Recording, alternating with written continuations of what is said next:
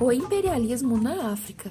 A ocupação de partes da África era uma realidade desde o século XV. Porém, mais 300 anos se passavam sem que o interior do continente fosse conhecido pelos europeus. As limitações se relacionavam às doenças tropicais e às atividades com transportes. Essa situação começou a mudar na segunda metade do século XIX. À medida que aumentava o conhecimento sobre diferentes territórios, os governos europeus envolviam representantes para negociar com chefes de grupos locais, alguns dos quais vivendo em sociedades sem propriedade privada. Nessas negociações buscava-se mais liberdade para a entrada de homens e máquinas, que supostamente beneficiariam as comunidades. O que ocorreu de diferentes maneiras ao longo do período foi a conquista gradual, já que foram encontradas muitas possibilidades de exploração de riquezas naturais e mão de obra.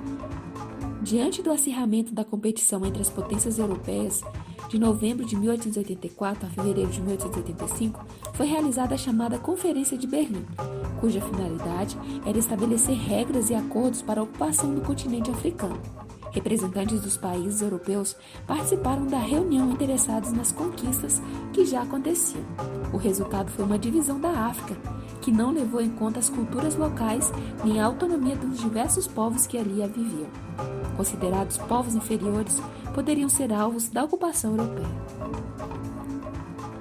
Práticas semelhantes ocorreram em outros locais. Procuravam-se ocultar essas informações dos meios de comunicação europeus.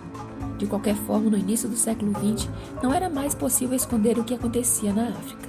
Houve pressões para que os exageros não ocorressem, mas nada poderia diminuir as terríveis consequências para os povos africanos, em todas as partes do continente. Povos guerreiros africanos ofereceram resistência. Em algumas regiões, a conquista foi bastante difícil, porém os poderosos armamentos europeus derrubaram as forças locais no continente. E isso, países capitalistas europeus aumentaram seu poder e lucro. Os efeitos disso sobre a África são evidentes ainda em nossos dias. O imperialismo na Ásia. Diversas regiões da Ásia passaram ao controle dos países europeus. A Índia, por exemplo, se tornou o território colonial mais importante dos ingleses, apesar de grandes tensões. Uma das reações dos indianos contra os ingleses foi a Guerra dos Cispaios, em 1857. Formando uma milícia, os cispaios promoveram revoltas contra os dominadores. Cispaio era uma palavra que se referia a indianos integrantes do exército da Companhia Britânica das Índias Orientais. A China foi outra região pretendida pelos países europeus. Com governos fortes por séculos, os chineses se recusavam a negociar com o Ocidente. Porém, a pressão inglesa foi intensa, principalmente após a introdução do ópio, um produto produzido na Índia e que começou a viciar a população chinesa. Estrategicamente, os ingleses procuravam ampliar o comércio do produto. O governo chinês proibiu o comércio do ópio, e isso foi usado como pretexto para uma guerra contra a China, a chamada Guerra do Ópio, entre 1839 e 1842.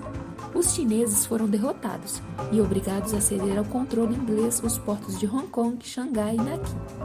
Houve outros conflitos posteriormente, mas a China foi gradualmente aberta à influência econômica de diversos países que construíram e exploraram estradas de ferro, serviços bancários, minas e entre outros.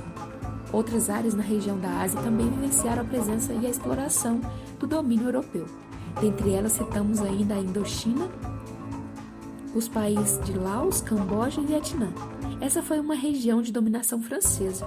A Indonésia, também dominada pelos europeus nesse período, e os holandeses exploraram a região há décadas. Esse foi um pequeno resumo sobre o imperialismo na Ásia e na África. Se você gostou do vídeo, deixa aqui o seu like, claro, comente.